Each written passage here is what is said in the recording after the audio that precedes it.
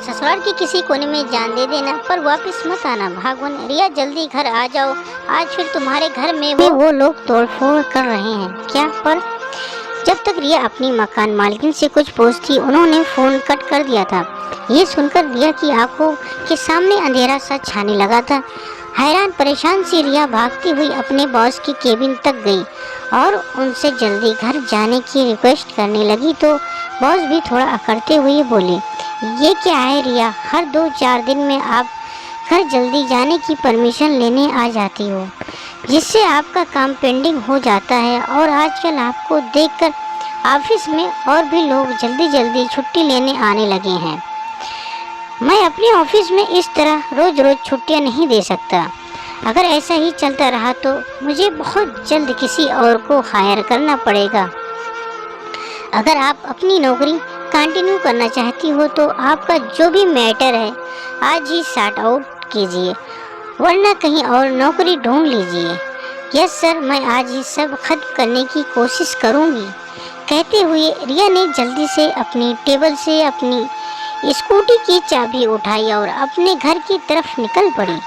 रिया की स्कूटी आगे की ओर बढ़ रही थी, पर उसका मन अपनी गुजरी जिंदगी में पीछे की ओर भाग रहा था।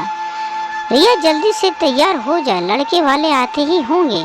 रिया की माँ ने किताबों में उलझी रिया से कहा तो रिया ने बड़ी ही शांति से कहा था कि माँ, मैं अभी शादी नहीं करना चाहती हूँ, बल्कि मैंने जो पढ़ाई की है उसको यूज कर मैं कुछ बनना चाहती हूँ।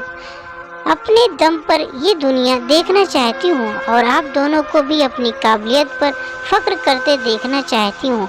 उसके बाद आप और पापा जहाँ कहेंगे मैं वहाँ शादी करने को तैयार हूँ, पर प्लीज़ माँ अभी नहीं। इससे पहले कि रिया की माँ कुछ कहती, उसके पापा रमाकांत वहाँ आ गए थे और उन्होंने बिना किसी लाग लपेट के अपना फरमान सुना दिया था।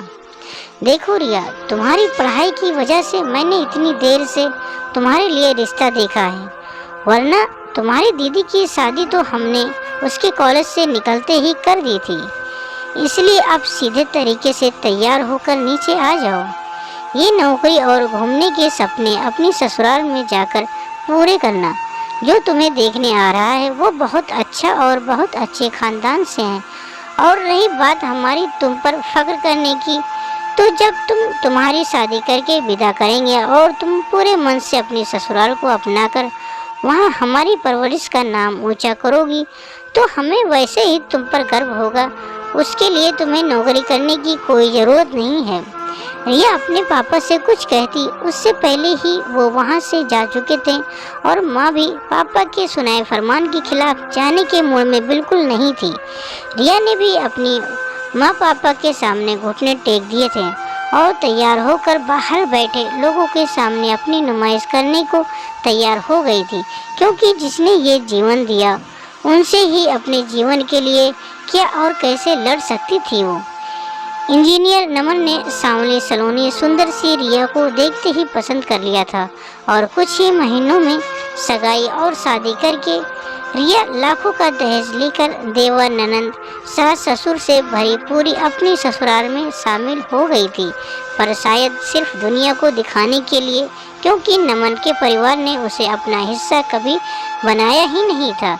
जहाँ देवर ननंद रिया के आसपास भी ये बोलकर नहीं फड़कते थे कि भाभी आपके साथ रहने से कहीं हमारे ऊपर भी आपकी रंगत छाने लगी तो अब रिया उन्हें कैसे समझाती कि उसकी देह का रंग छूटकर थोड़े न उनको चिमट जाएगा।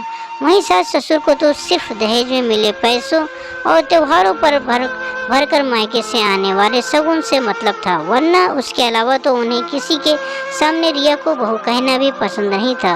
और नमन उसने तो पहली रात में ही रिया को बोल दिया था कि उसे उससे कोई मतलब नहीं है। ये शादी उसने सिर्फ अपने माँ पापा की खुशी के लिए की है, वरना उसकी तो एक और बीवी है जो उससे कई गुना ज़्यादा सुंदर है और वो दोनों एक दूसरे से प्यार करते हैं।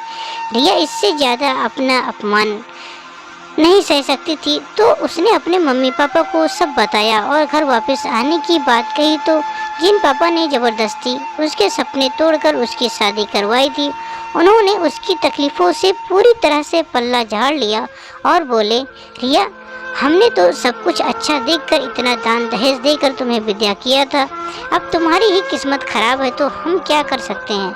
अब तुम्हें तुम्हारी किस्मत से जो जैसा मिला है उसी में निभाना सीखो, क्योंकि अब वही तुम्हारा घर है और वहाँ के लोग तुम्हारे अपने। तुम उन लोगों को समझो और उन्हीं के अनुसार उस घर में ढलने की कोशिश करो। एक न एक दिन सब ठीक हो जाएगा, और अगर नहीं भी हुआ तो ससुराल के 4 कोने में से किसी एक कोने में रो रो कर अपनी जान दे देना।